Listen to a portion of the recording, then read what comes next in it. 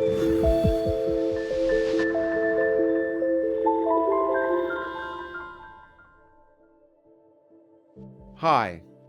and welcome to the Origins Podcast. I'm your host, Lawrence Krauss. Happy New Year. And to bring in the new year right, we're rebroadcasting one of our original episodes, one of the first episodes we ever recorded in London with none other than Ricky Gervais. It was an incredibly fun and interesting episode in which he interviewed me as much as I interviewed him, and we talked not just about his own life and comedy and philosophy, but also science. I think you'll find it illuminating, and it reflects perhaps a different side of Ricky Gervais that you might not have seen before. Either way, I hope you really enjoy it, and I think it's a wonderful way to bring in the new year. You can watch it ad-free on our Critical Mass Substack site, and all subscription fees to that site go to support the Origins Project Foundation, the nonprofit that produces this podcast, or you can watch it on our YouTube channel, or you can listen to it on any podcast listening site. No matter how you watch it or listen to it, I hope you'll consider supporting the project and the podcast, and we really appreciate your support and listening. Thanks again. And with no further ado, Ricky Gervais. Ricky, it's just great to have you here. It's been a while since we'd filmed The Unbelievers, but I'm just so happy to be able to have a chat with you. It's been a long time. We communicate by direct message on Twitter a lot, but it's nice to have a face. Yeah, this is more nerve-wracking. Yeah, absolutely. It's like being back at school or college or something. Well, good. I fear academics. Yeah, that's right. I admire you, but I fear you. Yeah, good. Well, that's exact. Keep that. Hold that thought. It's nice though, because it makes me feel stupid again. Because I get a false sense of security on Twitter. Oh, I feel really smart. Oh, well, compared to most people, I think. So this will bring me down a peg or two. We'll see. I'll try. We'll see. I mean, you may be surprised. The first question I want to ask you is, why aren't you a scientist? Because it seems to me, I'm serious about that. It's not facetious. It seems to me you have the sensibilities of a scientist, and you started in biology, right? Yeah, I do. I've sort of got two answers. I'd like to think it was because I was lazy.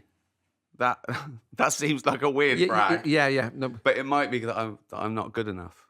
I could have done something in science, but I think a scientist, I feel that's an elevation of what I was.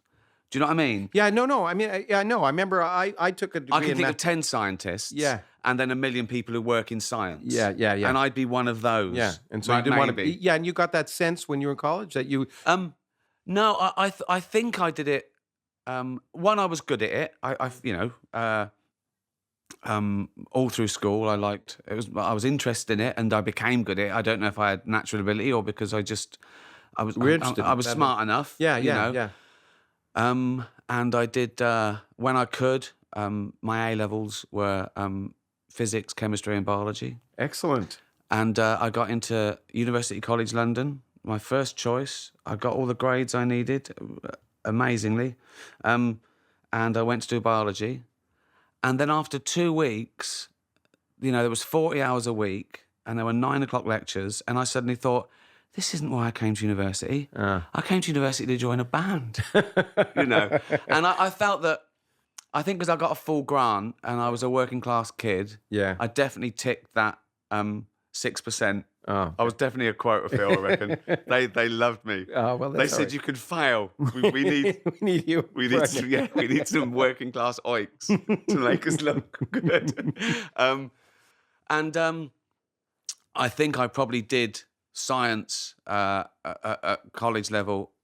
Vocationally, I thought, well, if I'm getting a free grant and I'm doing this exam, I better be doing it because I can get a job afterwards. Yeah. And then I suddenly thought, nah, I'll do philosophy. Yeah, exactly. I was going to say, you went to philosophy where you're guaranteed not to get a job. Exactly, yeah. Which after a few weeks, I remember we were sitting around smoking and drinking, and I was stressed. I think I'd made the wrong decision, and I felt that I hated it. I thought, oh, why have I done this? I left school. I want to be free. Yeah. I want to. And I said to one of the guys, I said, name a letter of the alphabet. And he went P, and I went philosophy. And I got up and I went along to the philosophy department, and I said, I want to do philosophy. And they said, sorry, who are you? I said, I'm doing sciences at the moment, but I'm bored with that and I want to do philosophy. And they went, right. And I said, I'll see if the professor's free. And I had an interview with this guy, and he said, well, you've missed half the course. And I said, I'm really clever. Right? Good. Okay. And he went, okay. He said, what is art? And I can't remember my answer. Genuinely can't remember. I bullshitted. It was probably terrible. And he went, okay. Yeah, come along. Well, it wasn't that terrible. That was it. Yeah. Okay. Yeah. Well, I won't ask what is art. We'll stay away from that one. I still don't know. You like it. You know it if you like it. I guess that's art. Well, yeah. I've heard lots of definitions of art. But philosophy is also not a light subject. Well, and I did enjoy it. I like to argue anyway, so I just thought that would be more tools. Well, it gave me time to do what I was there for, which was join a band, which I did. Yes. I got signed, and I thought I'll do the degree from my mum. Yeah. And I did it, and I got my philosophy degree. Okay, so your mum wanted you to. She didn't want to be. My mother wanted me to be a doctor, but I don't know. Of course. So I think my mum liked me doing science, and in fact, when I changed, I went home for Christmas, and bless her, she'd bought me a big biology book from a jumble sale, right? And I went, oh, thanks. I said, I've swapped to philosophy, and she went, what's that? And I said, it doesn't matter. I said, I'm going to be a pop star anyway. And she went, pop star is another word for junkie. Ooh, very good. Terrified. She was terrified. Oh, excellent. Okay, well, so I did my degree. I got a record deal, which was over as quickly as so that was. Let's forget that. But yes, now I'm back. What I've always been fascinated. It was my first love, science. I absolutely love science, and it was actually really good for philosophy because I swam through logic. Yeah, exactly. I went straight through logic, critical thinking, all that sort of stuff. And then you can play with the mind-body problem and and metaphysics and stuff. Well, and and it's interesting because we're actually sitting in a philosopher's office, by the way. I don't know if you're by osmosis feeling the vibes, but I was talking to him the other day, and the point is that science was natural philosophy, but the idea of critical thinking, skepticism, analysis, when I think of what science is, that's a large part of science. What science also has is experimenting, which philosophy doesn't. Well, of course, it certainly uses the same, I think, thought patterns. But then there's a certain part of me that thinks philosophy can't do what science does, and is actually give me the answer. Yeah. I can observe it, and I know what I want to, and I'm impatient. Yeah, no, I'm impatient. I can relate. I'm trying to get good at chess. Again, something I think I should be good at, but I'm not. Yeah. Right. How can a 9-year-old beat me? Right? And I'm reading books on chess. I'm just going and this and that and the theory that the knight could be more useful in the end game. But except with the bishops, and I go, just give me the answer. Yeah. Tell me the answer. Immediate gratification. With more moves than there are particles in the universe, it's difficult for someone to give you the answer. Okay, your computer can beat you anyway, so it doesn't really matter. I know. That annoys me. Yeah. It annoys me. Well, it could beat the best chess player in the world. Well, of course, but I'm on level 3. Yeah. Oh, okay. And it's still somewhat smug about it when it takes my queen faster than its other moves. Oh. So it's sort of going. I go, okay. I go, Jane, it's cheating again. Well, no, but it's so I love science, and it's fascinating, and I'm in awe of it, and it's going to save the world, obviously. Well, it does. I've had arguments, by the way, with philosophers because I basically said, take quantum mechanics, which is impossible to understand. Right.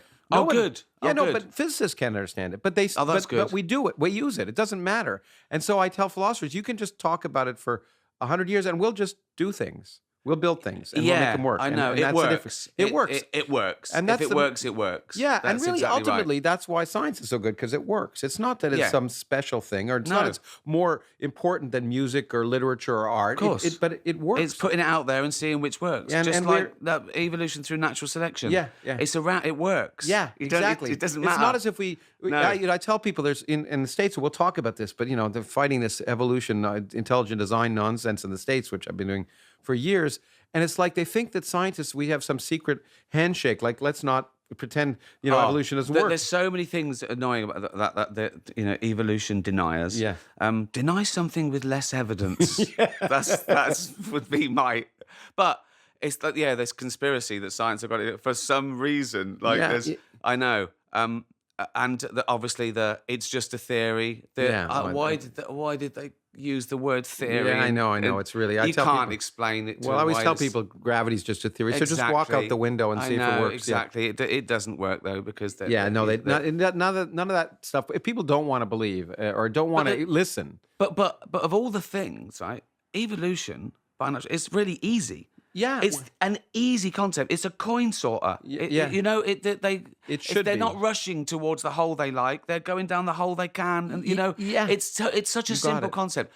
Now, quantum physics, it's impossible. Yeah, no, it is. I've had this. I was just having this discussion with Richard Dawkins, who says, who keeps saying that quantum physics is just impossible. It's not even the fact that a lot of it is theoretical and balancing an equation, then trying to find out what you know. It's even if you get that, which I don't, it's the scale. Yeah, it's the scale that's impossible. When someone,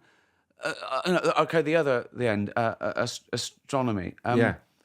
When someone tells me something is a billion trillion miles away, I go, okay, but I haven't understood it. You can't. No one it's can. It's impossible. No one can. I'm like a crow. I can count 5 and see that, right? Yeah. Maybe I can imagine 100, maybe but a billion trillion, what's that? It doesn't even mean if anything. they show me on a scale, it doesn't. Because I always think that people politicians had to count the money they spend. That it might, a billion might mean more. I know. It's just you've just got to accept it, and then the other way where you can just keep getting smaller and smaller. When I was about 8 or 9, I used to lie awake at night trying to imagine infinity. Really? I wasn't a normal kid. Yeah, that's great. You're a scientist again. And I'd get there and I'd go, what about that? You get there? And I'd build a wall around it and then go, what's over the wall? I'd go, oh, okay, let's stop this. Yeah, that's right. But if you got to infinity, you were counting for a long time. Yeah, exactly. I just keep going and go as far as I can see and go, okay, build a wall around that. But no, it doesn't work. It's like when my Woody Allen says eternity is a long time, especially near the end. Exactly. That last bit takes a long time. I know.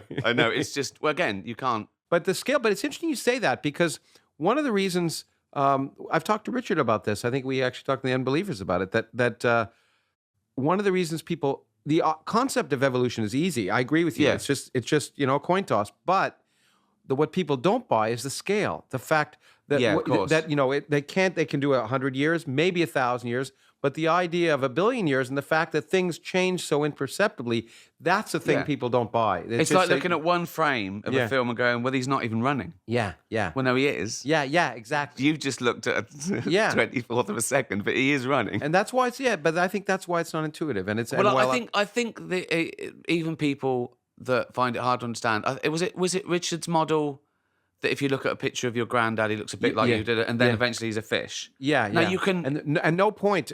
There's no point where the child of a fish is not a fish. It's just so, and that's everyone thinks suddenly that you're going to have a child and it's a different species, and it just doesn't work that way. It's exactly. So gradual.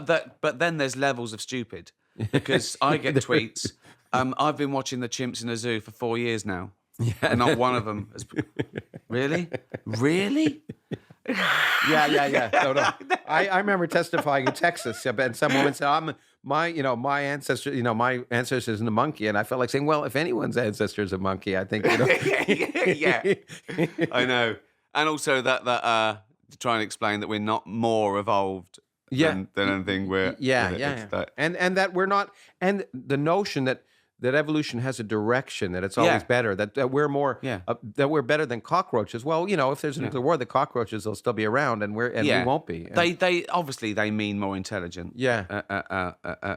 And intelligence, and that's is just a useful tool to survive, to pass on your genetic. That's all it is. Yeah, it is. But it may, in the long run, it may be as an evolutionary imperative. It may be pretty bad in the end. We'll see. I sometimes feel it's a disadvantage. Yeah. On Twitter. On Twitter, yeah, that's right. But the other one is again. I used to be quite militant, and I used to ridicule people when they said, if we evolve from chimps, then why are there still chimps? Yeah. Now I answer it like it's an intelligent question. Yeah. I say we didn't evolve from modern apes. We evolved with them, rather like cousins. Yeah. And it doesn't do any good. But it makes me feel better because I wasn't being nasty, I think. Yeah. Well, You know? okay. Yeah. No. Because some people do it genuinely and they think they don't get it. Yeah. They don't get it. And that's fine, you know. Well, I think it takes all types. I've talked to Rich about that too. I mean, sometimes you have to sort of jar people in order to get them to think about things. But I think you're absolutely right. Talking to people with respect, at least, is because it's not so much stupidity. Often it's just ignorance, and that's a big difference. It's people just have never been different. exposed. Yeah, because we could say that intelligence and education is a bit of luck that we got there, and but yeah, some people don't want to know the truth because it doesn't fit with their. Well, that's one of my big problems with much of organized religion, or some of I have a lot of different problems with it, but one is this notion that you don't want your kids to know how the world really works for fear that they'll lose their faith. We don't want to teach them. We don't want them to learn anything because they might change their faith. But then there's another abuse. level of why as well, because they think that losing their faith is equated with badness. Yeah. So, and some people genuinely believe that you won't go to heaven if you don't believe. So they think they're doing a good thing. Yeah, I'm saving my child. From hell. Yeah. Well, I think when people do.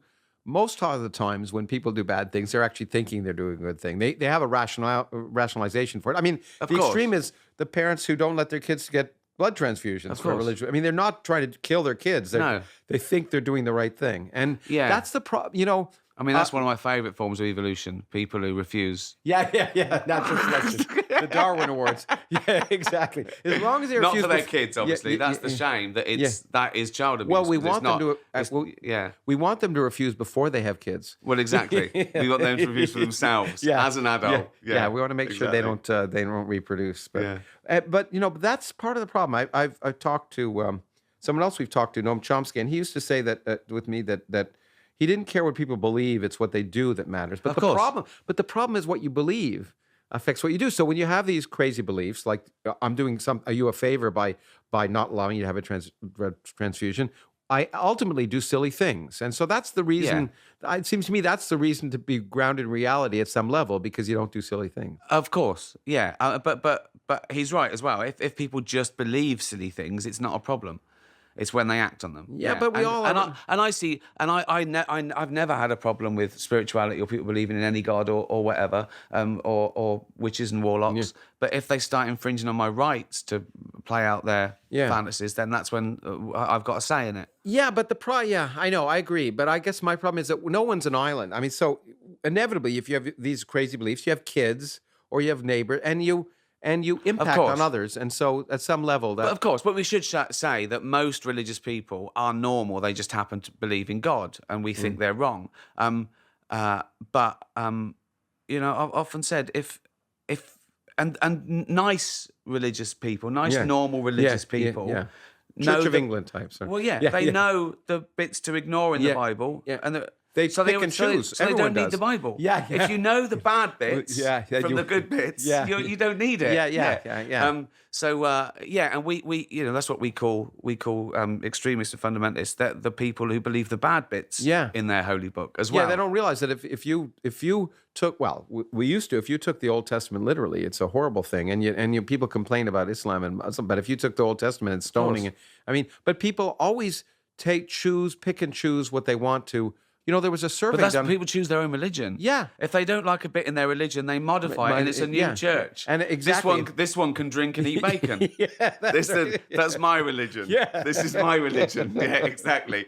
Also, not so much nowadays, but there's modern sects popping up all over. But the ancient ones were definitely made by the people in charge to better themselves, just like politicians today stitch up what's right and wrong. Yeah. It's you create your morality. If you're in charge, you create morality that's right for you. Yeah, exactly, and make sure everyone else does it. Of course, yeah. But it's there was an interesting survey done in the UK, which was asking people in the census. One of the good things about the census was, for the first time, I think almost 50% of the people said they didn't have a religion or they weren't members of the Church of England, and they asked people why. why do you say you're Christian? Do you believe in transubstantiation or the Virgin? And people would say no, no, no, no, and they'd say, well, why? And they'd say, I like to think of myself as a good person. Yeah. So for most people, Yeah. being religious just means Yeah. they've co-opted morality. And it's a shortcut, and that's why they pass it on to their kids, because they think they're, I've said before, my mum was. She was mildly religious. Again, C of E religious. Yeah. Go to church, and you're a good person. You're a respectable person. And usually, for a working class mum, Jesus is an unpaid babysitter. Yeah. If I can't watch you, he can. And you take that for a while, and it's fine. And I don't think it's particularly harmful outside academia. But. Then you realise that it's just not true. Even if you look at the stats of religious people in prisons to atheists, but it doesn't add up. And morality predates all religion. We got on before we had to make the rules. I think if there's one thing I would love to be able to get across to people, it's that morality is, in principle, ultimately is something we develop, and we tune our religion to fit the morality we have. I mean, the notion. I mean, we don't need to believe in God to be good. Obviously. No, And I'm actually a friend of mine. I think even religious people believe that. Yeah. I think they know that. But so there's a friend of mine, a physicist, Steve Weinberg, who won Nobel Prize, but he's an atheist, and he said, I'll paraphrase him, but he said, so there are good people and bad people. Good people do good things. Bad people do bad things. When good people do bad things, it's religion. It's interesting because you can motivate yourself because of a belief that somehow there's a divine right to do something. Well, of course. You're burning people or whatever it is. Yeah, that's not always the case, but it certainly can motivate you to do bad things and justify it because of how you're told. Because that's the purest form of brainwashing. Yeah. When you're a kid, your brain's a sponge, and your parents tell you, don't go near the fire, don't go near the spider, don't go near the thing. If you do that, you'll go to hell. What? And if it's laid down, and they know it. Equated to all those other things that are true and observable, and you shouldn't go near a lion and all that sort of stuff. And if you're never, when you're 8 years old and you say, is there really a Santa? Yeah. Parents go, no, don't tell your little sister. But they don't do that with God sometimes. Yeah, it's really... Because they think it'd be bad for you to be an atheist in society.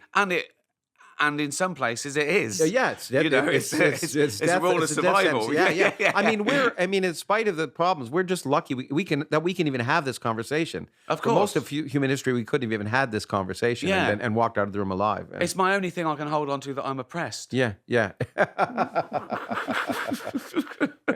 Well, it's there's 13 countries I can't even visit. Yeah.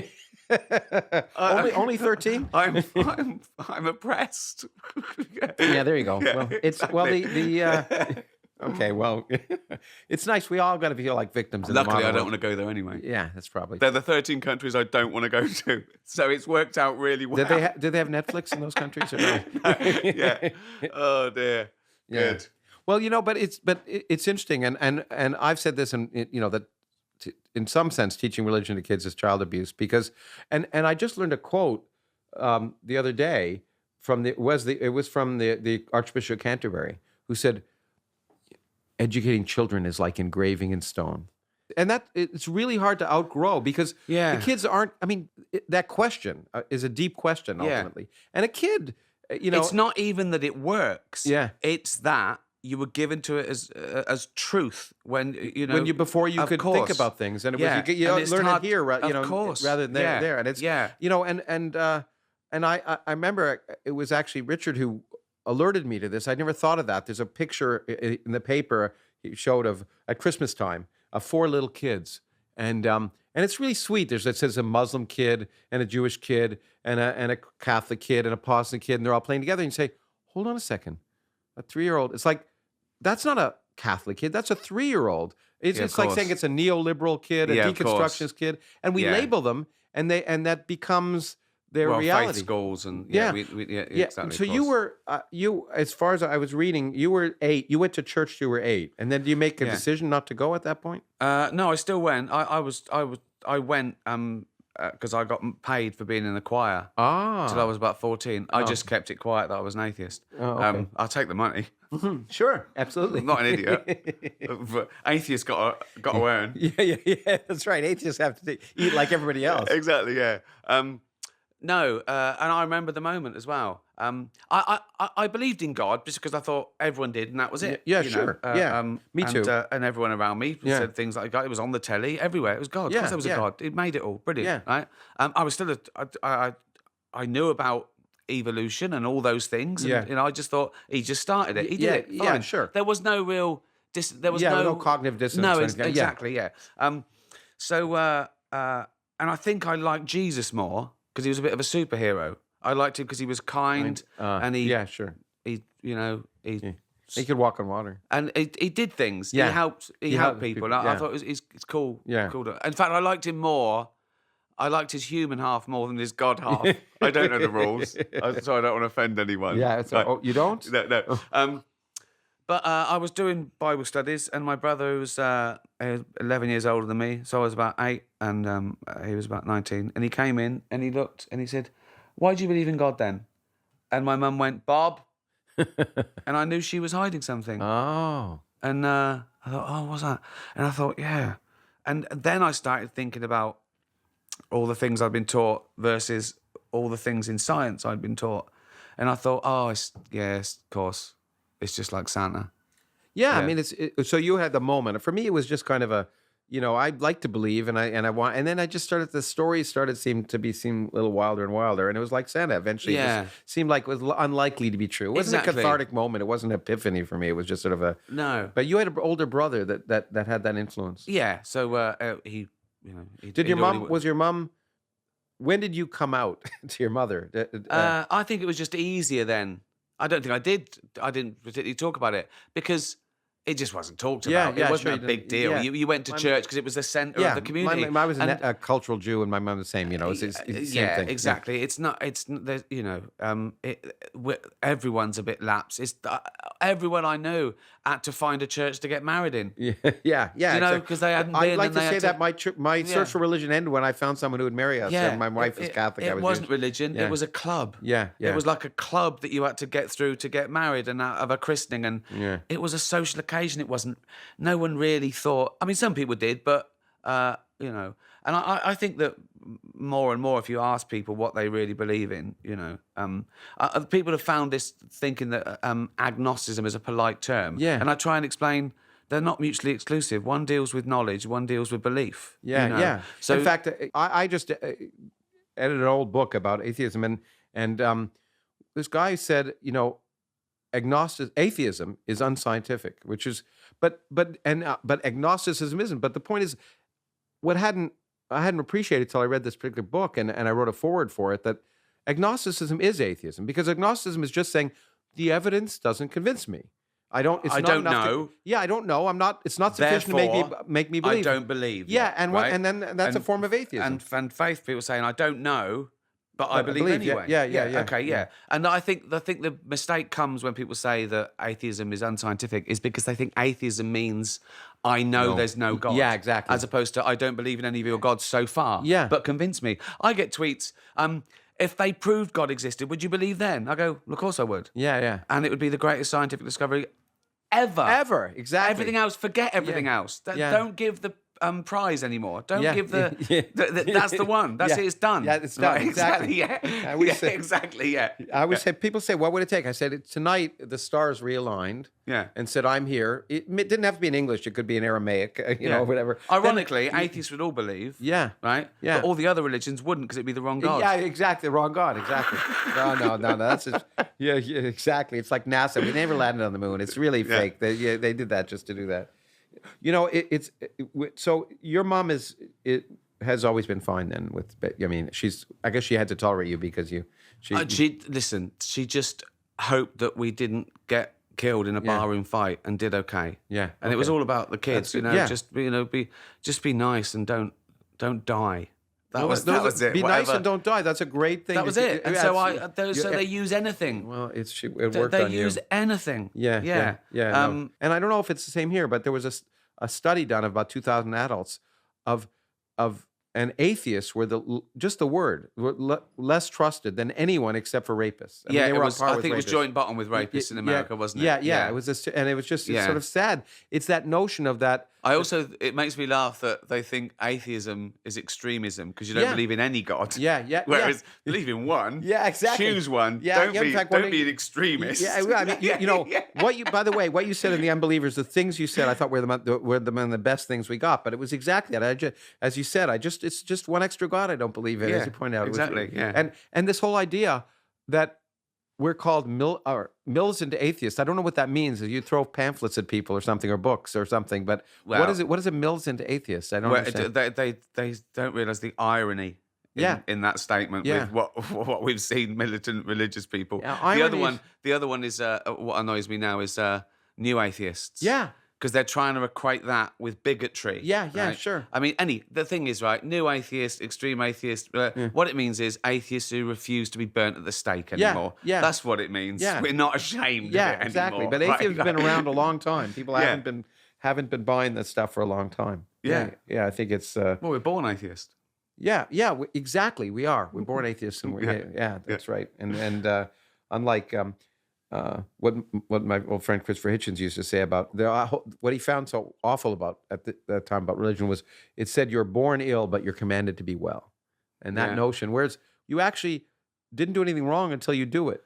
You're not born having been. It's also a very worrying trait. Yeah.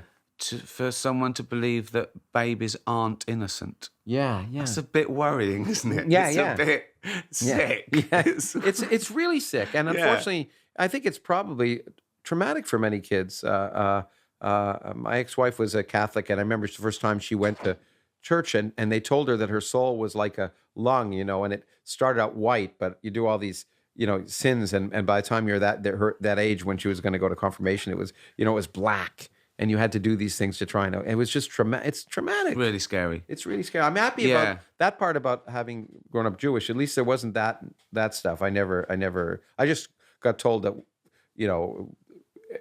all these bad things happened and we were... But the Old Testament isn't that the first form of Judaism? Isn't that... Yeah. That was... But it didn't... But there wasn't... No, of course. No one. The soul, hell, and those things. I never really heard about that when I was growing up. So the New Testament was trying to make it less Jewish for... for everyone else. Exactly, yeah. Yeah, all I got from the Old Testament is supposedly that, we're better than everyone else. Yeah. Well, Jesus in my church looked like Brad Pitt. Yeah, well, there you go. White, blue eyes, blonde hair. Yeah, blonde hair. Yeah. There were a lot of those people in the Middle East. It wasn't Middle East. He wasn't Middle East. Yeah, exactly. Yeah. Okay. Well, okay. I think enough. Well, we'll talk about. I want to talk a little bit about how enough religion already. Enough religion already. We've given it too much airtime already. But I want to ask. Your brother influenced you there. Your brother. I think you said your brother was the funniest person you'd ever. Growing up, he was the first person I saw saying things undermining societal norms, being funny and irreverent and impolite, and I thought, and it worked, Yeah, sure. And the first person you answered back to was your parents, and he answered back. He got sent to bed. Yeah. But I remember thinking, no, he was right. Yeah. And I thought, they lost the argument. They lost the argument. Okay. He said a few truths. Yeah, exactly. Yeah. They had no recourse but like to say, Jesus. That's right. Time to go to bed. Yeah. I certainly. Did he? Do you think that? I guess the answer is obvious, but that had an impact on you? Everything does. Yeah. My older brother was sort of quiet and smart, and that had an influence on me. I quite liked the idea of academia from there. My sister, I felt like I was an experiment because my sister taught me to read when I was 3. Oh wow! I remember the teachers showing other parents that making me read like I was a performing monkey in this school, right?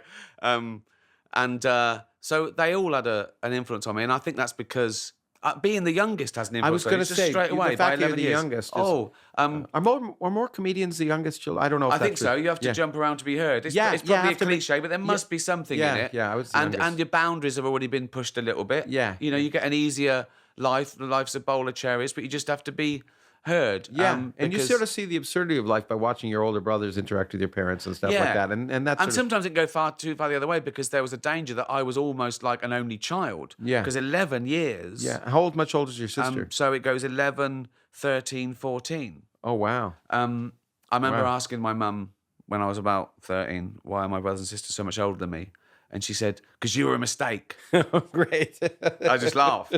Honesty's good. Yeah. I wanted to say, okay, if we're doing something, they're all a mistake. yeah. They were all a mistake. Yeah. Did you say that? I've seen the wedding pictures.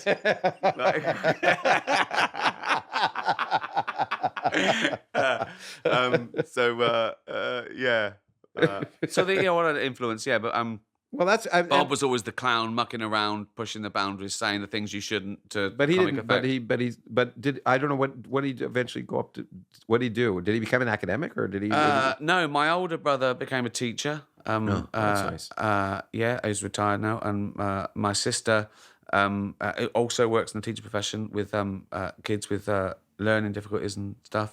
That's really takes a lot of patience. I have a hard time doing that. And my brother was a painter and decorator. I mean, he still works. Still works. Yeah. Teacher. Do you think that, in a sense, that by doing comedy, you're a teacher? Secretly, I like it to do more than just make you laugh. Yeah. I mean, that is the main aim. You've got to do that. Yeah, sure. You can't forfeit that for other things. Yeah.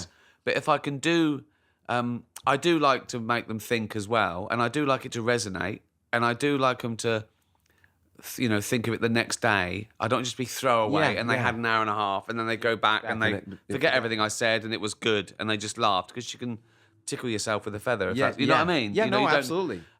So I do try and sneak in something, and I think that they feel that they've gone through more of a process, and that's why I deal in taboo subjects as well, because I think I want to take them to a place they haven't been before. Exactly. Because I think comedy is surprise, and okay. and I do feel when I start on a contentious subject, I feel the tension. Like, oh, is this going to be all right? Are we going to be allowed to laugh? Yeah. And I take them through a scary forest and out the other side, and it's always okay. And they, right? And I think that's the important thing, because I've often said that people get offended when they mistake the subject of a joke with the actual target. Yeah. And they're not necessarily the same thing. You can make jokes about any subject. It depends what the joke is. Yeah. There's no rules. You can't joke about this. You can. You should be able just to. can. Yeah. Okay. And there's nothing sacred. Well, that's really. the point. There's nothing sacred. So everything should be subject to ridicule. Yeah. I mean, even just to force you to understand, think about it more. I know. But people then they go, wow, but you shouldn't hurt people's feelings. Well, you can if their feelings are wrong. Yeah. If you don't like the facts, don't change the facts, change the feelings. Yeah. And also then they try and do this thing. Oh, you should never punch down. You should punch up. Well, who's to say what's up and down is? Yeah. It's a subjective. So you're deciding who's down and who's up. No. You don't get to do that. Yeah. No. And so there's this whole thing nowadays about not offending people, and people feeling uncomfortable. In the States, is a big thing with sort of target words and safe zones. People don't want to hear a word that they don't like. How arrogant are you to think that you deserve to go through life with no one ever saying anything that you don't agree with or like? It's not. It's but I think it's at least it's in the States. I think it's a property of upbringing where parents sort of convince their kids. When I was growing up, we played in the streets, right? But now you don't go in the streets; it's dangerous. Yeah. You should never take any risks, and you shouldn't do anything that might hurt you in any way or make you uncomfortable in any way. And education and science, the purpose of it is to make you uncomfortable. And a sense of humour. Yeah, it makes you bulletproof. Yeah, you don't have to pave the jungle. Yeah, you can just grow a pair and have a laugh about it. Exactly, and then it's you'll your be choice. All right. You own the offense, and I think that's what My wife is always saying that if you offend someone, in some sense they own the offense. Stephen Fry said it. I offend you. Well, you have no special rights because I offend you.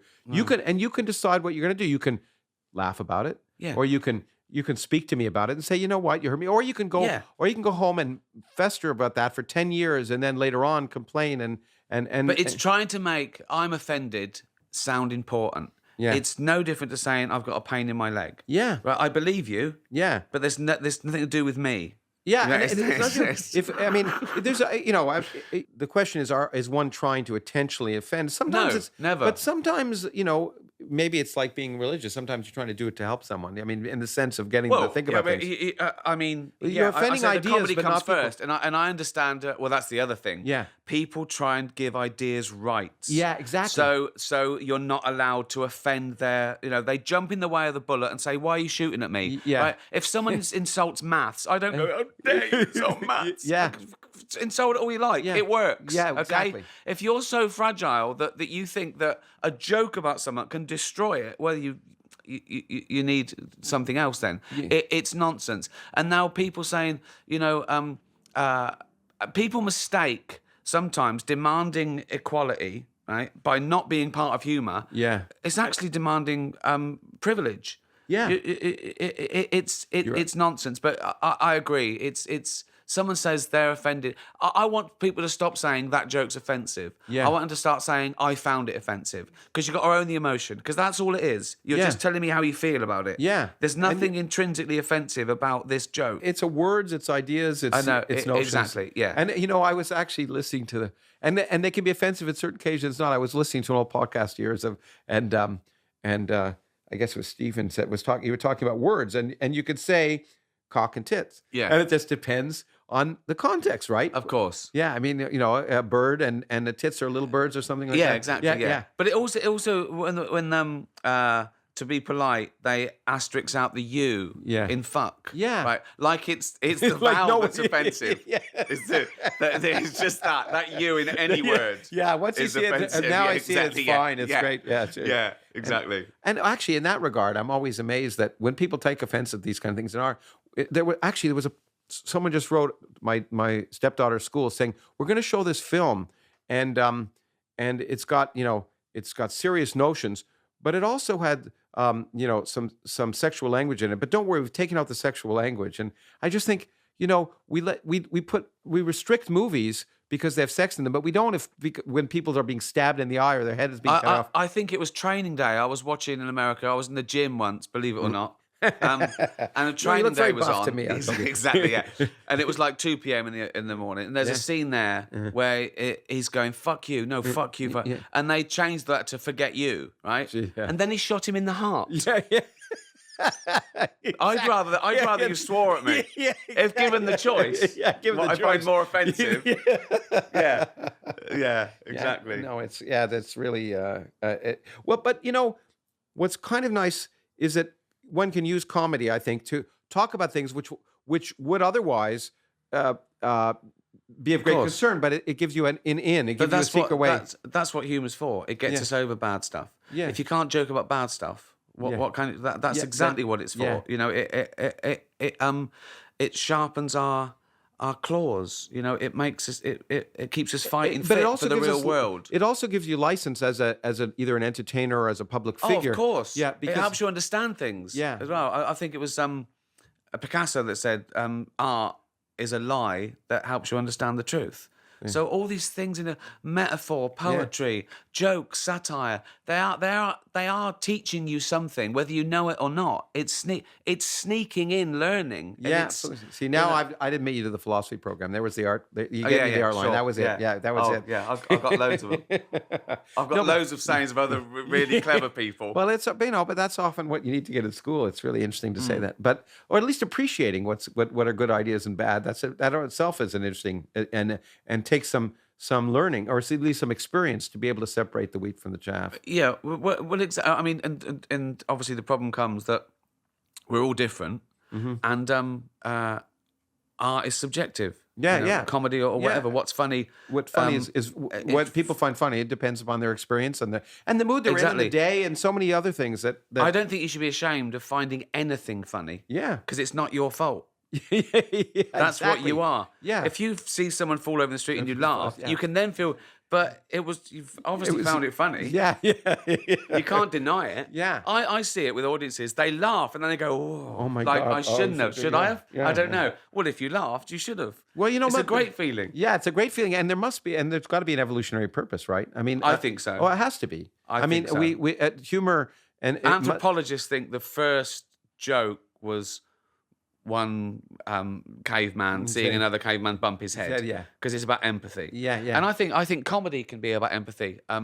Because I think comedy is often laughing at the wrong thing because you know what the right thing is. Okay, that's interesting. And so you feel, good, I get that. Yeah, I get that. Yeah. And it is undermining societal norms. Yeah. That's what's funny. That's what's you know, funny. That's what the surprise is. That's what the misdirection is. Yeah. That's what we find funny. Something that shouldn't have happened or doesn't usually happen. And that's why the funniest person you know isn't a professional comedian. Yeah. It's your dad or your granddad or your uncle, because Yeah. someone has to walk in the pub and you see your uncle do a second and you're laughing because you know what he's thinking. Yeah. And it's about empathy because you go, I know why you're laughing. You're laughing at his wig or something because you know him. And that's a shared moment. Yeah, it's a and shared that's what's moment. lovely about Yeah, it. yeah. Because it's about humanity. Yeah. Comedy is about humanity. Because if it's not about humanity, it's not funny. Is that why you called this Special Humanity, by the way? No, maybe it was just a plug. Yeah. But it is. Yeah. It has to be. We see everything through our eyes. Yeah. You know, Yeah. we personify things. And it was that- actually, for me, by the way, it was my uncle. I mean, with my uncle, he just passed away, and I just spoke at his funeral a week ago. But he was the first person I saw that was funny, and I thought, wow. I mean, and it was so effective that I thought I want to grow up and be like that. I mean, Of course. Yeah. You want people they're warriors. They're not scared. They're brave. It breaks and down they're- the barriers. It I opens know. doors. And death is funny. Yeah, well, Death is funny because it's going to happen to all of us. Yeah, you know, and it's and a we never- shared. yeah. It's and we know that I know you're scared about it as Yeah, well. yeah, That's what's funny. yeah. You're scared. You're as scared as me. Yeah. you know. And I think people think that that I don't fear death. I Yeah. go, no, I fear death. Yeah. I don't fear being dead. Yeah. That's the beauty of being dead. You don't know about it. Yeah, you don't. It's like when people ask me, well, what happens? You die. I say, well, what was it like before you were born? Exactly. Yeah, it's like that. That's it was just exactly like that. Yeah. It's like being stupid. It's only painful for others. So, speaking of death, Afterlife, which I already wrote you personally, just the most brilliant thing thank I've you. seen on TV. I haven't seen this week's Game of Thrones, so I shouldn't say. But no, it's just unbelievably great. It's just you. in every way. And I will say this too publicly. I thought whoever wrote that has got to be a really nice guy. I mean, no, really, it's just so much. The way it meshes comedy and serious questions, but issues in an empathetic way. Is brilliant. It's about humanity again. It's about humanity, but you use death, and there's some atheism in there, and so it's sort of a play on the title, because I think it was important that the character didn't think that his wife was up in heaven looking down. Yeah. He didn't have that comfort. Yeah.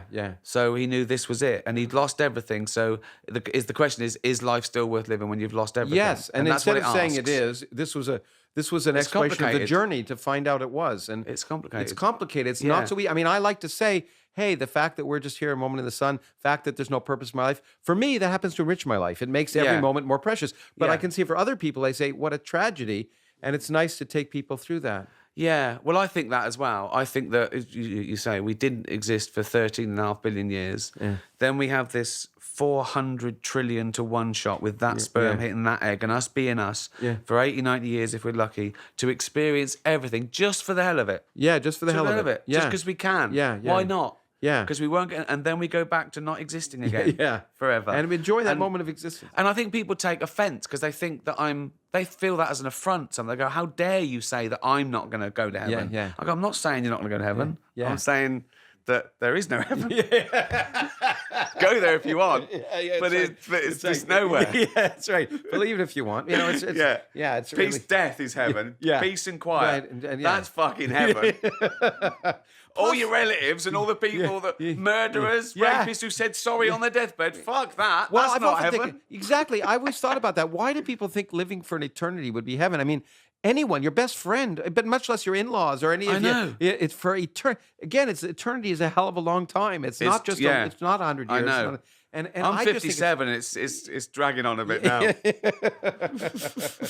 By the way, I wonder whether you found it hard to play in Afterlife. You play someone who speaks his mind without a filter. How on earth did you get? Well, you say that, but actually, I don't speak my mind. I know.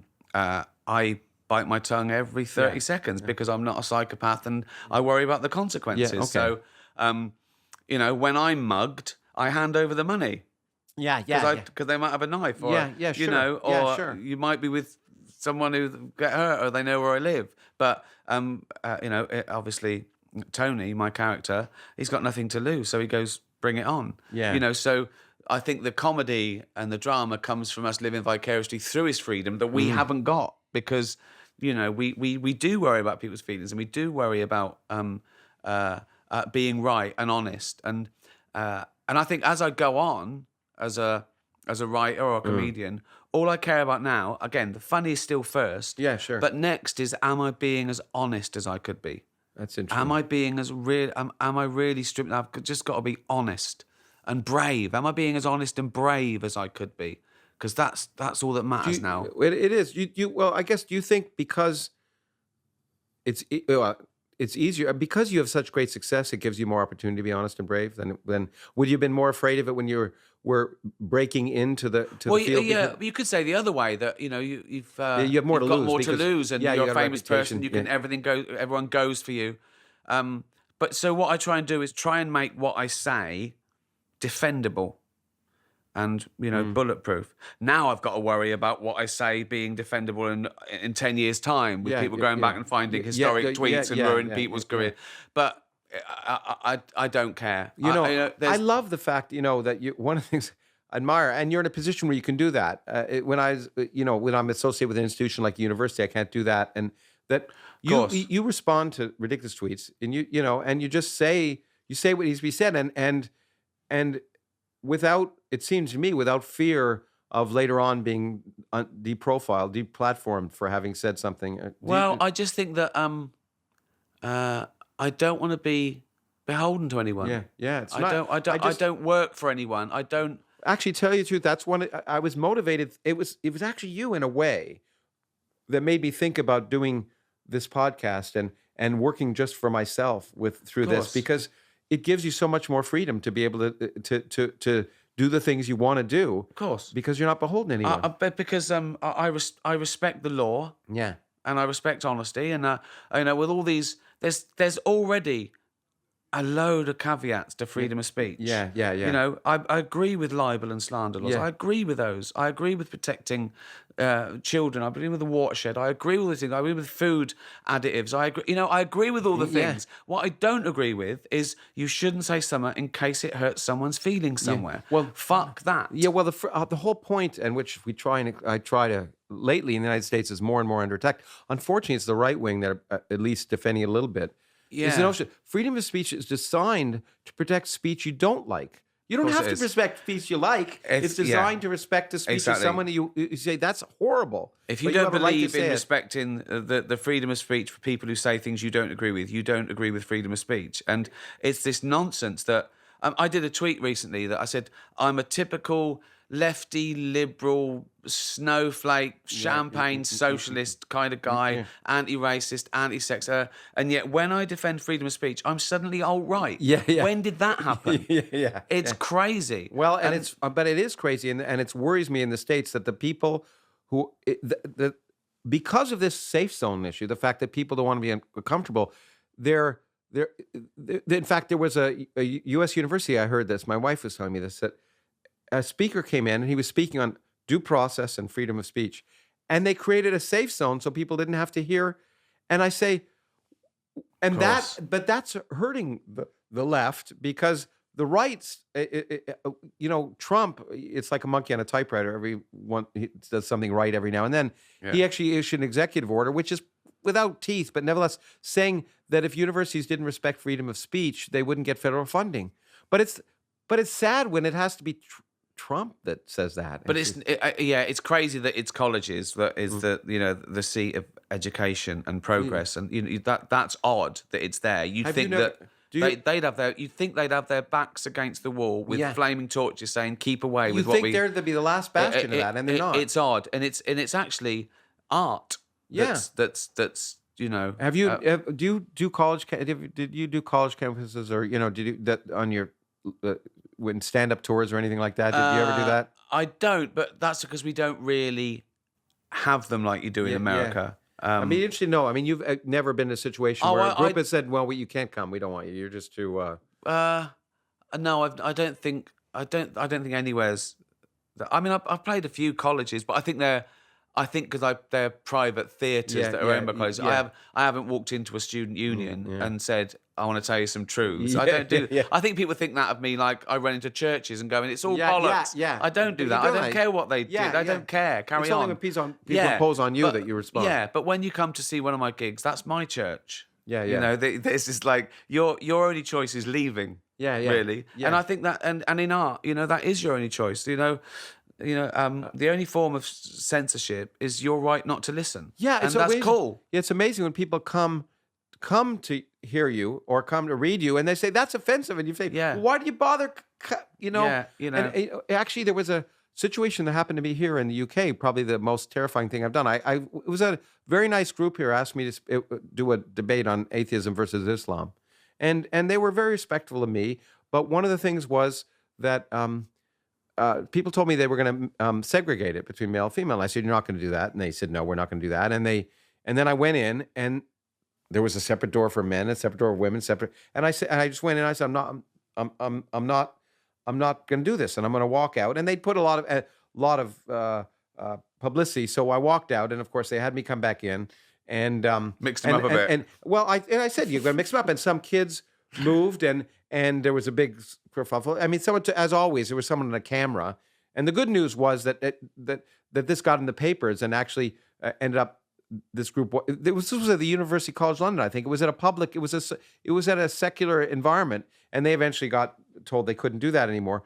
But what happened was at the end of it, there was a question period, and there were a bunch of women in burqas, and one of them was very upset, saying, "Why did you force me to sit next to a man?" And I said, "Look, you didn't have to come here. You could have. This is going to be on the web. You could have stayed home if you had the choice. If you went to a football game, as you call it here, I was going to say soccer, but a football game here, you know that you don't have that choice. So you could have moved. It's your choice. But people, so that idea that somehow people go out of their way to listen to you or read you and then be offended by you and want to stop you from saying what you're going to say is a worrisome thing. Yeah, it is very odd. And but again, I've said this: just because you're offended, it doesn't mean you're right. Yeah. Some people are offended by equality. Some people are offended by mixed marriage. It's like it doesn't mean anything. Yeah, it doesn't mean anything. And again, if your beliefs are cool, but if they infringe on human rights or our rules, or that we've decided that we want to live by the law, then there's a problem. And I think people listen with a secular society. Right? A secular society would protect everyone's right to worship whatever god they wanted. Yeah. And it's the only society that would. Yeah. Really. The ancient Rome used to do that.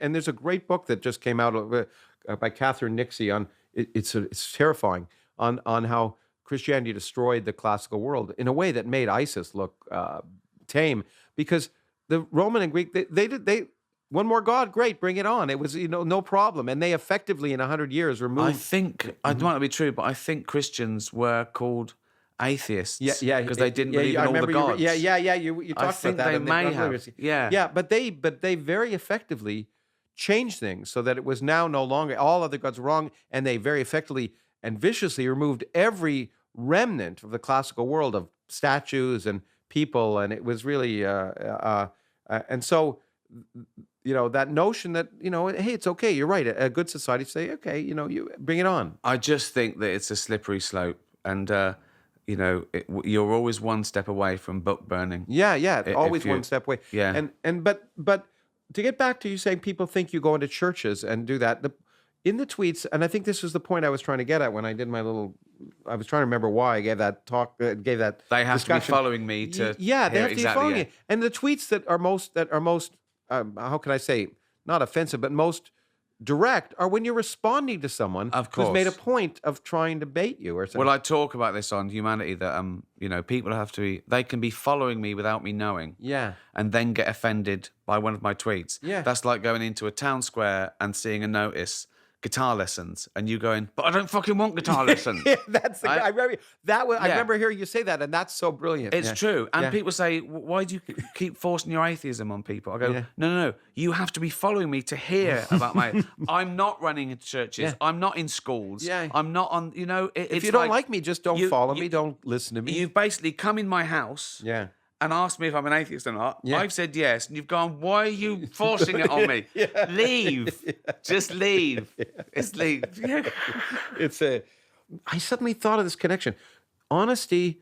It just occurred to me that I see a thread in here. I love that film. What was it called? Something about lying. The invention of lying. Yeah. And it's interesting there that here was someone. I suddenly resonated with me, and you talk about comedy being able to say things that are outrageous but go against social mores, and being able to lie with it's like magic, being able to lie by telling the truth. Did that come into writing that to that movie at all? In that notion? Well, I do think that, the big move there that everyone picks on in the Invention of Lying is obviously when I invent religion, when I tell my mother that there is a lovely place where she go to, because she's scared about death. And I'm pretty sure that's how spirituality started. Sure, yeah. And then it got carved up and became organized and a business and all those things that we know is wrong with religion. That's not wrong with spirituality. But it was more, again, it was quite an academic upshot. And I think comedy is an intellectual pursuit, not an emotional one. And I think once you start, worrying about what the audience think or trying to get them on your side with a part of your political beliefs or whatever, you're not doing comedy anymore. You're losing them comedically. You're rallying. Yeah. If you're looking for agreement, you're not doing anything. Yeah. I think sensible people can laugh at things they don't agree with because they get the joke. Yeah.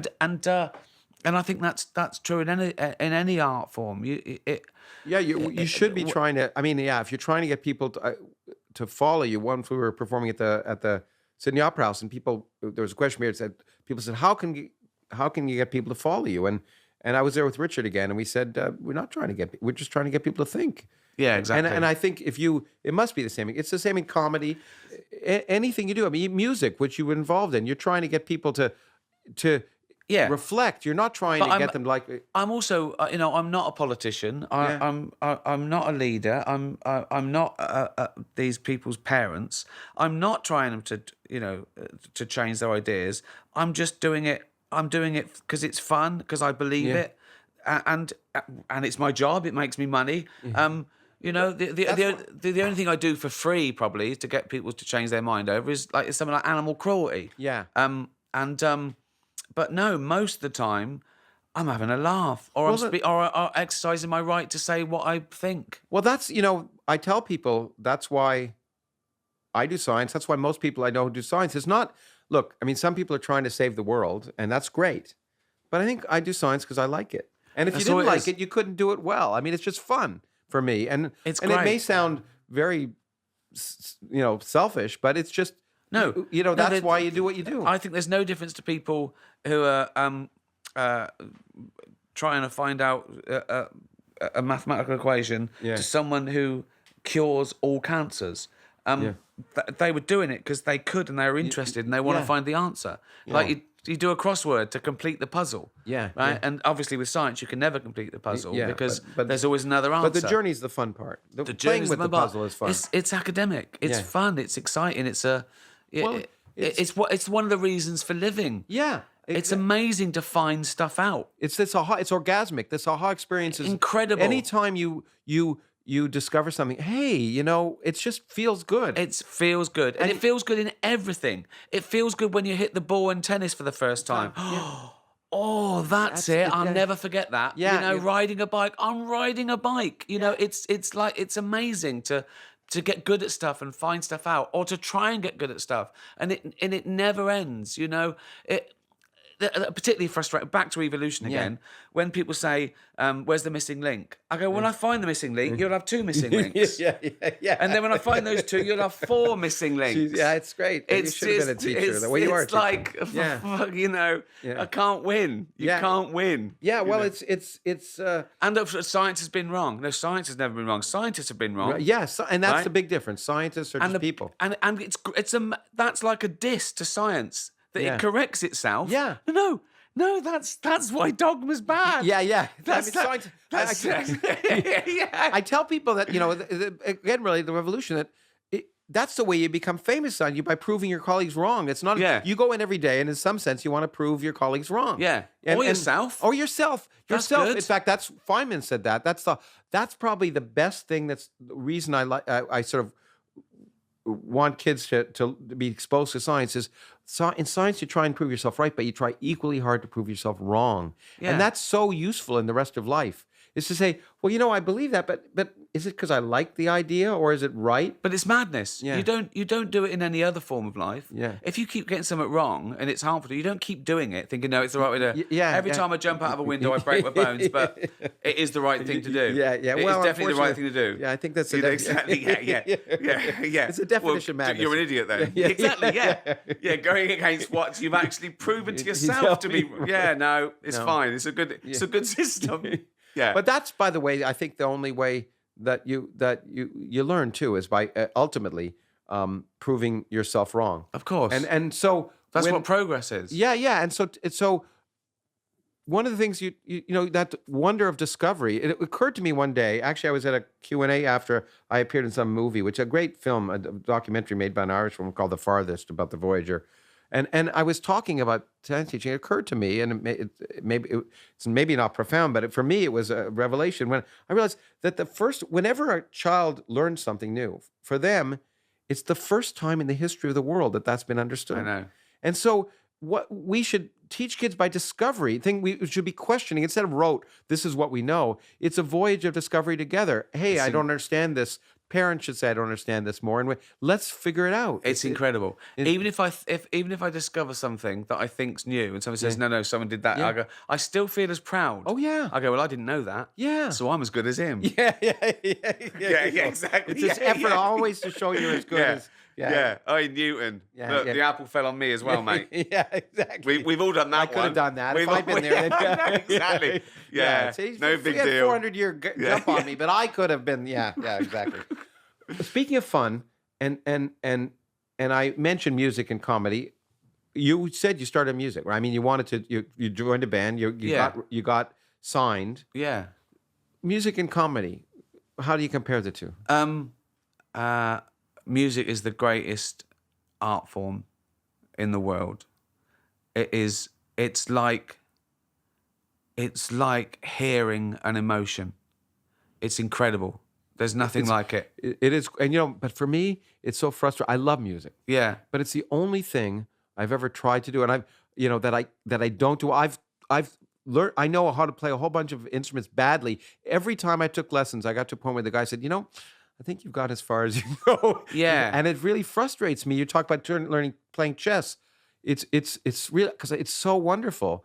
And it's frustrating to me that I can't do well. But it's nothing like anything else that we're excited about. It's not about maths. Yeah. And it's just how do you feel? Yeah. It's incredible, and more I get into instrumental music because again it's purer, Do you still play? Do you play music regularly at home? My own? Yeah. Oh God, no. My last outing was luckily I was hiding behind Irony with David Brent. Yeah. Okay. Which is great fun, but not the real thing. No, not performing. I just meant at home. Do you? Just a twiddle. That's good. That keeps the brain working. Yeah, sure. And you can think about other things as well. That's great. It's very good for you to play. They did an experiment again. Yeah, those famous people. No. Can't give any credit or anything. It's one of those things. Apparently, with things that they gave people different tasks, and playing an instrument lit up most of the brain. Most of the brain. So I must have something missing there because maybe. I haven't got a chess brain. Do you? Well, actually, though. do you, when you're performing, do you feel like like you're playing music? I mean, is your whole brain lit up in the same way? I guess so, but then I think this is very in, and it's just my theory. It's probably not true again.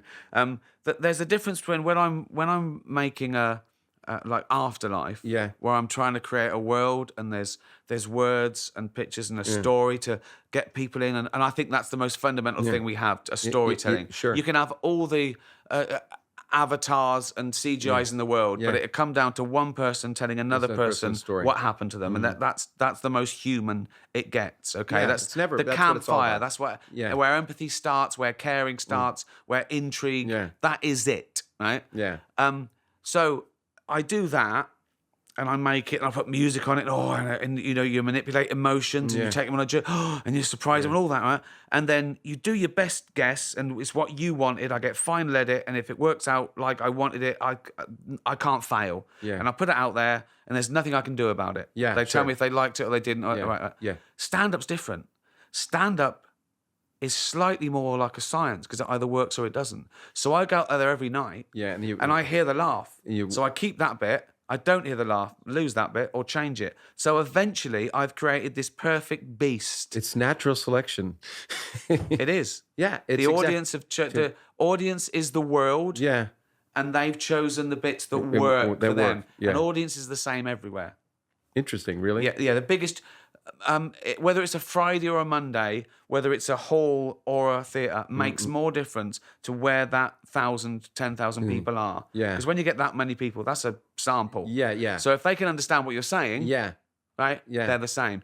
I could play Chicago one night and Liverpool the next, and I could do a readout of the laughs and the gasps, and it'd be exactly the same.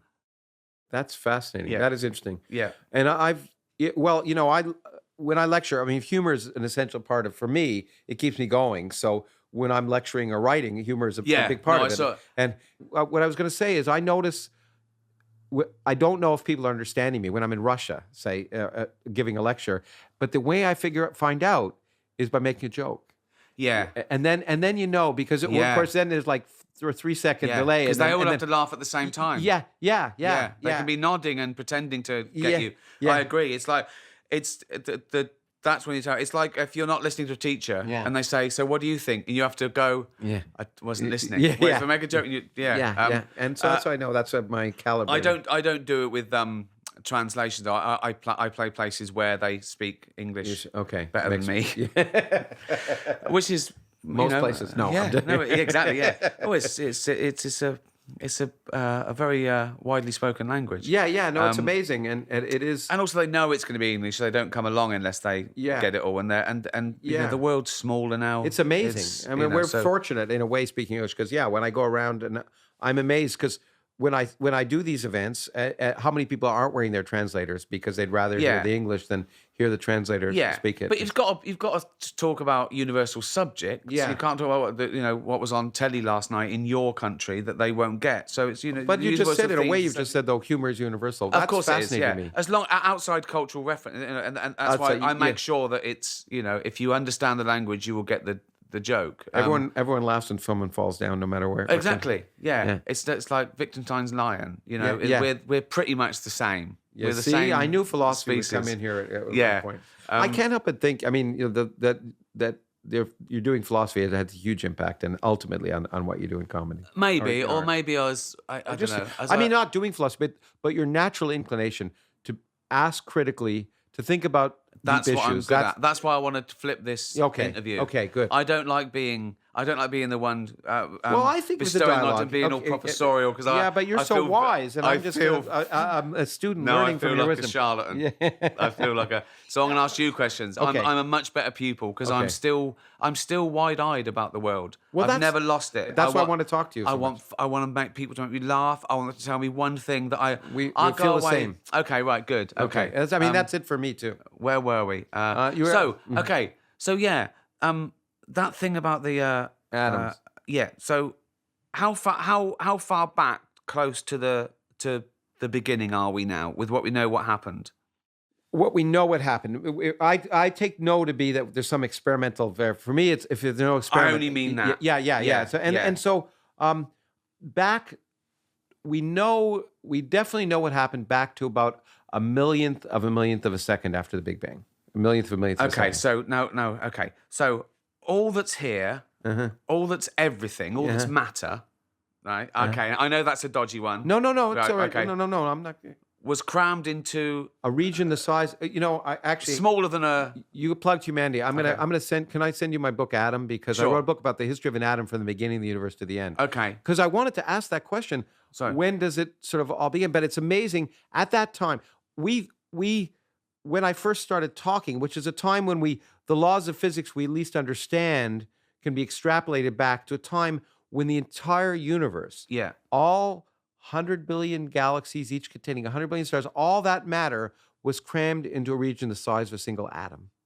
Is that, So that's so because weird. most things are nothing, aren't they? So an yeah. atom is mostly nothing. A Yeah. fly in the Albert Yeah. Hall going Well, around a tennis ball. Yeah. Right. An atom mostly it's 10,000. The electron orbits the nucleus on a size about 10 to 100,000 times bigger than the atom. But it's Right. even smaller than that. Yeah. So does it work though? Does that if that's not just a metaphor? This is what annoys me. When I sooner or later I don't want the metaphor. I want to do the real truth. thing. Yeah. But to start with a metaphor, does the science work if every atom was the Albert Hall with a golf ball and a fly going around? Could every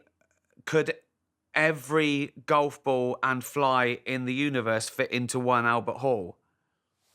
Yes, but the problem is it stops being an atom because the atom is. So can you squish that even more? Oh yeah, you So are. you're At that squishing- point, the atoms don't exist because they couldn't. So if we get down to what matter is, what is there? Is there? Listen. I like feeling stupid. I No, like it. Right. asking questions is never stupid. Okay, so is there anything that is pure? Is there something as pure matter that can't be squished anymore? That was that we don't know. We know that Fuck you. Yeah, no, but that's the right answer. You and your science. Yeah, exactly. What a fraud. Yeah, exactly. We don't know. How We can did- all say that. Exactly. you see? Right. Okay. So. That's the Okay. best God. not knowing is Oh a- God. Right. Okay. So. Right. Hold on. Oh no. This is the other thing. Right. Okay, Right. okay, So. good. Okay. We've done that. Yeah, okay, we've done that, No, okay. Wait. So. There was no time before time. There That's was a good question. Well, we don't know. There was I a say it. Wait. So But- there was a place. Well, This is what kills me. Okay, so let's get that right. Everything that exists, matter, antimatter, everything. Yeah. Space, time, nothingness. it didn't have to exist. That's the great thing. It can spontaneously pop into existence. Space, time, matter, and you don't need any supernatural shenanigans. That's why I wrote this book called The Universe of Nothing. It's amazing to me that science has come to the point saying, well, we don't know, but it's plausible that you can start with no space, no time, Right. and poop, because the okay, laws of quantum so- mechanics, so- space and time, so suddenly if pop we- into existence. Okay, so if we take let's get to what's physical and Yeah, real. okay, So okay. everything that exists now was in the thing size smaller than atom, right? And a lot more than what exists. But anyway, Yeah. okay. What? Yeah. No, it's really weird. We've lost some bits. Yeah. Oh, yeah. We've lost a lot. Oh, fuck me. Where's that Yeah. then? Where's that? Nowhere. It just disappeared. Yeah, it's nowhere. Where is it? Exactly. It just dissipated. Yeah, it's Right. No, I mean, the internet. Let me point it out. This is what annoys me about quantum physics. Yeah. It overturns all the things I held sacred in science. Yeah, exactly. It's Which is what's counterintuitive, Which and is it's what's like- wonderful. That's what you They should wanna love go- it. You should love it because nothing's sacred. But I mean from like Newton's laws to Yeah. relativity, which I had down. No, but they're not wrong. The great thing about Right. science is no, they work. They're just They ju- contingent as well, opposed to what. But everything's contingent. But they're just out of interest. This, okay, right, okay. The uncertainty principle. Okay, good. Okay, fuck me. Isn't that Right, great? where do I start? I know so little that I don't know what question to ask. That's how fucking frustrating this is for Well, me. I haven't got the language to ask you the right question. Questions. So we can work together through the right Okay, questions. right. And the questions are the most important thing. No, Right. the important answer. Is this metaphorical or literal? Okay. When you fire, 2 electrons. Yeah. are they in two places at once? If you don't measure them, yes. Okay, okay. Again, It's weird. If you observe it, now, is that a metaphor? No. Well, what is a metaphor is you're thinking of an electron as a little billiard ball. So the point is, the problem is that it's not really a little billiard ball. And that's why, there's this weird thing called quantum entanglement, where if I do something to this electron, if I prepare two electrons in an initial state, very special state, and I take one here and I move another one to Alpha Centauri, and I do something to this one, instantaneously, not at the speed of light, but instantaneously, I change the properties of that one, or at least I change what someone would measure of the properties of that one. And you say, hold on, that violates everything I know of. But the problem is, the mistake is that you think of it as two separate objects. In the quantum world, they were never separate once they were entangled. They're like, it's like so slapping you on this side of the face and your arm hurts over here. It's going out of one door that's coming in the other one of a... That's one way of thinking about it. It's always a metaphor, because there's no way, there's no sensible way to picture it, because we grow up with these classical pictures. So there's no, and that's, I was just saying, it's interesting. I was having this discussion with a scientist, I think maybe even on the podcast, but that the problem is that people talk about the interpretation of quantum mechanics. That's entirely the wrong thing, because the world is quantum mechanical. Yeah. We live with this approximation. I get that. So, it's like determinism. Yeah. You can have it. It doesn't change anything, because we have the illusion of free will, and we got to worry about murderers and living and dying and cancer. I get that. So we have this illusion. So why should we try and explain the real world in terms of this illusion? We should try and explain the illusion in terms of the real world. Great. Okay, that really helps. Oh. That's amazing. My work here is done. I can do that. Okay. I can do that. Uh-huh. Right. Yeah. I just never think about it again. Okay, and exactly. I sleep at night. There we go. What's great about this podcast is that people who tuned in for you can fast forward to this bit, and people who tuned to me can stop before we got onto this. Yeah, exactly. Right, that's right. What? Yeah, So, no, but you don't understand. For me, it's even better. It's even better, because they'll say, why the fuck is Ricky Gervais thinking this is interesting? Yeah. If he thinks it's interesting, maybe I should think it's interesting. I don't care about Lawrence Krauss, but I like Ricky Gervais. So maybe if he thinks it's interesting, there's a reason to be interested in it. Trust me, that's not going to happen. They're going to say, who does he think he is? He's making a fool of himself. No, right? No. Okay. By asking questions. Okay. That's the bravest thing anyone can do.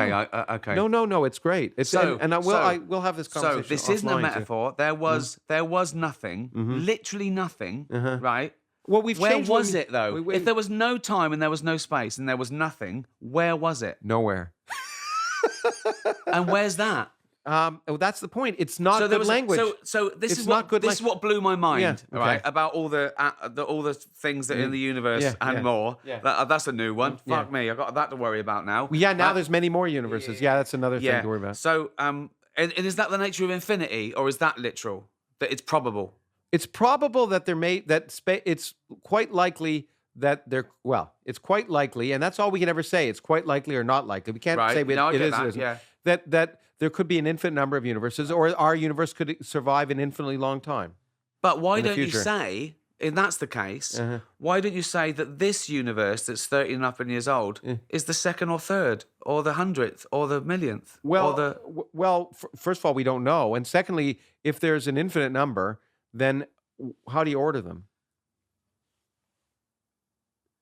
Oh yeah, because time. Yeah. So, but what's weird is it's a man-made structure, dudes. Just forget it. But what bothers people, and it bothers a lot of scientists, is that our universe had a beginning. We do know that only because we're going backwards. Yeah. But that's on our time frame. That's on our concept. I know, of time. But what's really weird, but people don't like the fact that our universe had a beginning, but it may go on for an infinitely long time. And so, why did it have a beginning when it had a beginning? And the answer is, it just happened. I get that. I'm happy with that as well. But actually, it makes it easier for me. It may not be true, but how can there be another one if the universe takes up all the space there is? I know it's expanding into nothing. No, it's not expanding into anything. If I blow up a balloon, and I put dots on it, and if I put in an extra dimension, it's expanding into the room. But if I just consider the two-dimensional surface of the balloon, it's just getting bigger. It's not expanding into anything. Okay, And so if you imagine our universe is like the two-dimensional surface of the balloon, or just better still, take a rubber bed sheet and make it infinitely big.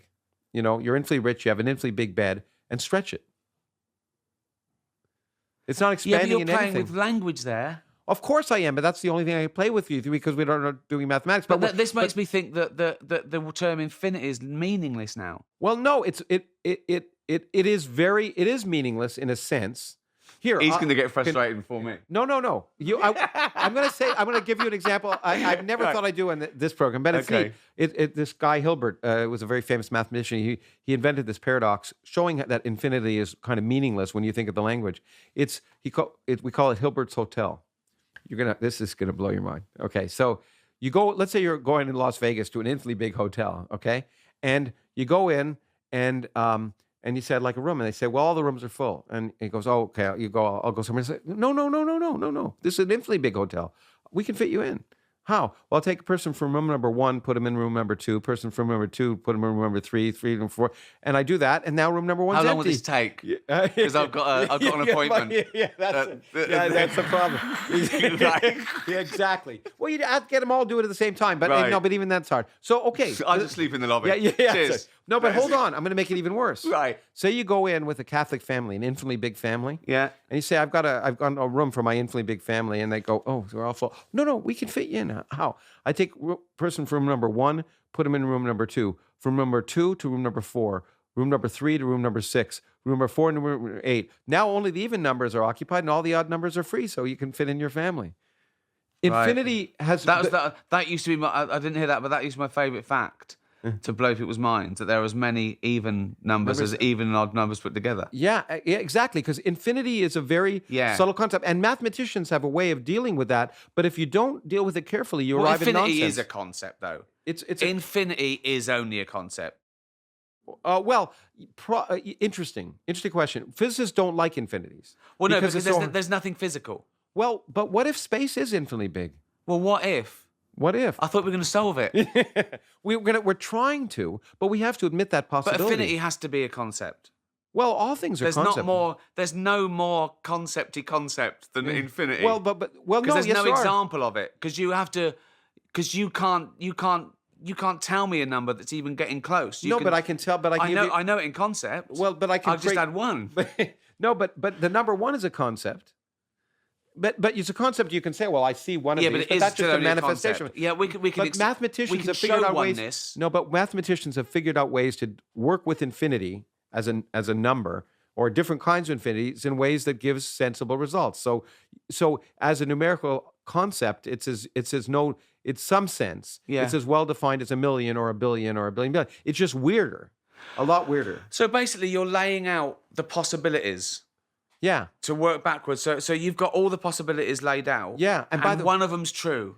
And one of them's true for us. Yeah. And that's what's really, yeah. I mean, and physicists have been talking about this recently. If there are an infinite number of universes, which we think is quite likely. Yeah. Then that blows my mind. An infinite amount of again. No, but then it's even worse. Okay. Even if our universe persists for an infinite long time, but let's take an infinite number of universes. There's a universe in which we're having this conversation, but you're telling me the physics and I'm telling you the jokes. Sure. And moreover, but there's an infinite number of universes when this conversation is exactly the same except for one word. Or there's an infinite universe where it's exactly the same. I get that. But it's so weird. Yeah, but it's only a concept. Just like But what if it's true? But what if it doesn't mean anything? Well, it doesn't mean anything because we'll never know about it. Because we live in one universe. Because when we know the nature and the possibility of space and time and infinity, those words don't mean anything anymore in a normal sentence because you're using them in the way that I know them and accept them in this world, but they're not true anymore. Well, you hit on the key point, and this is why people get so upset when I wrote A Universe from Nothing, especially religious people, because I point out that science has shown that nothing isn't what people once thought it was. The word means something very different. We changed the meaning of nothing, just like we changed the meaning of something. And they say, but you're not allowed to change the meaning. Just like we changed the nature of time when we found out that the speed of light was a constant and distance has to... But I say, but some reason they could say, hold on, you're not allowed to change what we mean by nothing. And I say, I call that learning. Okay. I don't, because it's not helped me. Right. So but here the point is that there, as I described in that book, there are many different kinds of nothing. There's a nothing of the Bible, which is sort of an infinite empty void. There's space there, but there's nothing in it. But that's not nothing because the space is there. So what if you get rid of the space? Right. So you have to be very careful. And physics has shown that space can pop in and out of existence like anything else. Well, this is what I can't get around because I can't get over I can't get over my definition of the concept, that I can't imagine there being nothing around this atom to expand into. Well, we do, because I have to make it clear to anyone who's even less along the line than me, and I'm nowhere, right? Well, no, But you don't mean a vacuum. No. You mean there isn't anything. There's not a vacuum even, don't you? No. Yeah, well, a vacuum, for some people, a vacuum is nothing, but I would argue that's definitely not nothing because there's a lot of stuff there. Of course. So you in fact, actually, empty space even throw away, there's a lot of stuff in the vacuum. There's a lot of fucking stuff in here, and then we're in a vacuum. There's shitloads of stuff here. Well, right? no, let me give you the big point. I mean, we've learned that the universe, the dominant stuff in the universe is nothing. Yeah, because I get that. Empty space, you take a piece of space, get rid of everything in it, it still weighs something. And we don't have the slightest understanding of why. It still weighs something. And how do you weigh it? What? Gravity. So that's right. what it. So that's gravity. It all comes down to gravity. It all comes down to gravity. What is gravity? It's a force that Is it lit? See, again, I thought it was attraction. I thought the apple fell on your head. Yeah, I know. Well, I thought that gravity was a force created by matter. Attraction. And that's what we used to think, and that's what Newton would say. And rubbish now, is it? Well, no, it's never rubbish. That's one of the big misunderstandings of science. That's so 2017. Yeah, exactly, but no. But unlike culture, yeah, exactly. But exactly. Oh, it still believes that gravity is created by matter and attraction. Lol. Yeah, exactly. Yeah, okay, right. Okay, I'm big fun of him. Sake, Insta. Me against nothing. No, but unlike culture, science things don't become passé. So that Newton is just as true now as he was then. If you want to hit a baseball or launch a cannonball or take a rocket ship and go to the moon, Newton works. That's the point. Scientific revolutions don't do away with it's our world and all the that's a contingent. But whatever we learn about the universe at the weirdest scopes, it's never going to change things. I'm never going to have a ball. Whatever I learn about quantum physics, I'm never going to have a ball here and say, I let it go, it's going to fall up. It's always going to, no matter what we learn, the law that says it's going to fall down is always going to be true. So why don't I just call these concepts and these possibilities, right, that don't interfere with our contingent laws and gets in space? Why don't I just call them God? You can, but you know the reason you're doing it? It's because you don't want to think. Well, yeah, I'm using God for the gaps. Exactly. God is just, for many people, they're terrified. But if you're playing with concepts, but why can't I just say God? Because and I just mean all the things you said. Yeah, you can say that, but then but that basically says, well, then I give up trying to ever explain or understand, because there's lots of things I don't understand about do. My head hurts. Okay. And I never thought of you as a religious person until now. You've made me believe in God. My life is complete. Yeah, at the beginning of this program, you weren't religious, and now you are. I think that's a good way to end it. I've converted you. Peace be with you. Okay, same to you. Thanks. That was great.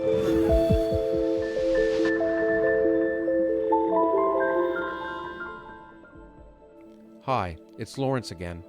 As the Origins podcast continues to reach millions of people around the world, I just wanted to say thank you.